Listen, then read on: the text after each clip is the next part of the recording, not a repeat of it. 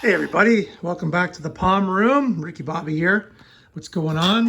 It's Tuesday, and you guys probably, some of you palm guys out there want to see some palm stuff. So I told you before, a couple things have gotten a little neglected. Been busy with fish, as you know. I gotta say this. I suffered from pretty bad depression about the last, well, not this last 2 years, but before that, previous.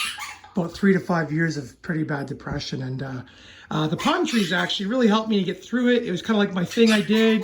It kept me busy. It kept me going, aside from my family life, of course. It was just like that hobby that was relatively inexpensive. And there's a lot of, it's very rewarding to grow plants, as we know, especially harder to grow tropicals up north. So I gotta thank everybody in the palm world, especially at Palm Talk and things like that. Just kept me going there. And now we're transitioning to fish as well. Palms will always be a love of mine. And so on that note, I'm going to show you guys the big three here, but specifically the bottle, the Hyophorbe lagenicala. So we talked about last summer how I put it out too early. Hey, as always, Crazy Cowie, everybody. I put it out too early.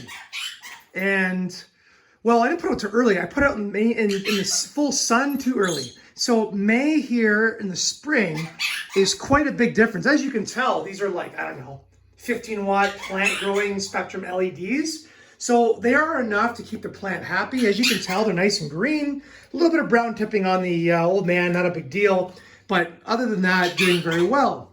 However, you got to put them in full sun, or just even full sun here for spring in the 43 degrees latitude here. And it's an issue. So this is the last frond that went through sunburn last year. As you can tell, it looks really weird, doesn't it? So everything that was sunburned is basically dried up and dead. However, the other leaves that didn't get it as bad are still going. So this palm has taken from last May to, we're at what, 9 months to get to this point. And we have this spear here. If you can tell, let me come back here. That spear is 5 foot, 7 inches. I'm 6 foot. That's a pretty tall spear. So this palm's been doing really well. So I don't do anything special for, actually lately I've been keeping this room a little bit cooler. Right now it's at 69.9 degrees, which is funny. And there's a couple of reasons for that. I've turned this bank of lights off for a while. Some of these palms were actually going, not yellow, but very, very dim green. These lights are actually kind of burning the pigments in the leaves. So anyway, back to the Hyophorbe. So doing really well, growing well. I've stopped trimming old dead fronds off ahead of time. I do not want to cause any issues with the trunk and infection. So I'm gonna wait till the very last minute to trim that off, even though it is dead, but it is doing well. The whole palm has grown upwards a couple inches this last year. However, the good thing about bottle palms is that it takes 25 years before they get big enough to outgrow a house, say in Ontario or up north in the States or North America. So it's a really good palm to have indoors. They say you got to have high humidity and high heat, blah, blah, blah. No, you don't. But you have to be careful. You have to give it some light, and your watering has to be spot on. So what I've been doing now is I'm almost letting these guys dry out to the point where it's like dangerous. I used to always keep them kind of really moist between waterings. Excuse me. But when the temperatures of the soils are cooler, that could also lead to some root rot with excess moisture.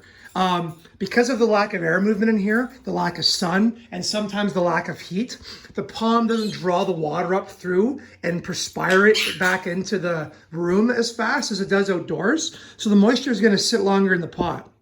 So there's things you can do. If you have the money, you can turn on a heater like this, and this heater will make this room 90 degrees Fahrenheit in a couple hours. So you can do that. You can turn on a little oscillating fan like this to help get some air movement as well, and that works. But those are more expensive options. So the other thing I do is I run a dehumidifier. All these palms in this room perspire, and that perspiration raises the humidity. So the dehumidifier will actually heat the room as it lowers the humidity in the room. So it's kind of counterintuitive, works really well.